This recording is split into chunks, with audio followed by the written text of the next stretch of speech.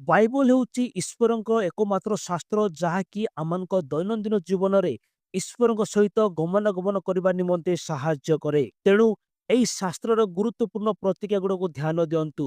ବାଇବଲରେ ସ୍ପଷ୍ଟ ଭାବରେ ଲେଖାଯାଇଛି ଯେ ବାଇବଲ ହେଉଛି ସତ୍ୟର ଉତ୍ସ ଅଟେ। ସେଥିପାଇଁ ଯୀଶୁଖ୍ରୀଷ୍ଟ କହିଲେ, ସତ୍ୟ ଦ୍ୱାରା ସେମାନଙ୍କୁ ପବିତ୍ର କର, ତୁମ୍ଭର ବାକ୍ୟ ତ ସତ୍ୟ। ବାଇବଲ ହେଉଛି ଈଶ୍ୱରଙ୍କ ଆଶୀର୍ବାଦର ଉତ୍ସ ଅଟେ।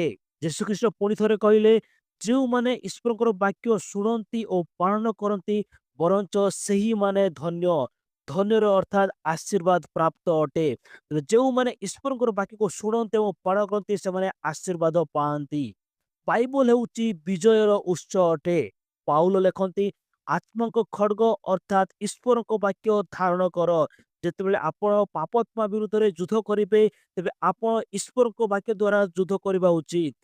ବାଇବଲ ହେଉଛି ଅଭିବୃଦ୍ଧିର ଉତ୍ସ ଅଟେ। ତେଣୁ ପିତର ଲେଖନ୍ତି, ନବଜାତ ଶିଶୁ ତୁଲ୍ୟ ପାରମାର୍ଥିକ ଅମିଶ୍ରିତ ଦୁଗ୍ଧ ପାନ କରିବାକୁ ଇଚ୍ଛା କର, ଯେପରି ତୋ ଦ୍ୱାରା ପରିତ୍ରାଣାର୍ଥେ ବୃଦ୍ଧି ପାଇପାର। ବାଇବଲ ହେଉଛି ମାର୍ଗଦର୍ଶନର ଉତ୍ସ ଅଟେ। ସେଥିପାଇଁ ଗୀତ ରଚକ ଲେଖନ୍ତି, ତୁମ୍ଭ ବାକ୍ୟ ମୋ ଚରଣ ପାଇଁ ପ୍ରଦୀପ ଓ ମୋ ପଥ ପାଇଁ ଆଲୁଅ ଅଟେ।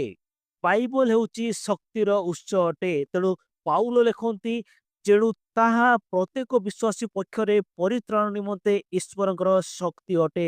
ତେଣୁ ଆପଣ ଯଦି ବାଇବଲ ଅଧ୍ୟୟନ କରନ୍ତି, ତେବେ ଏହି ସବୁ ବିଷୟ ପାଇବେ।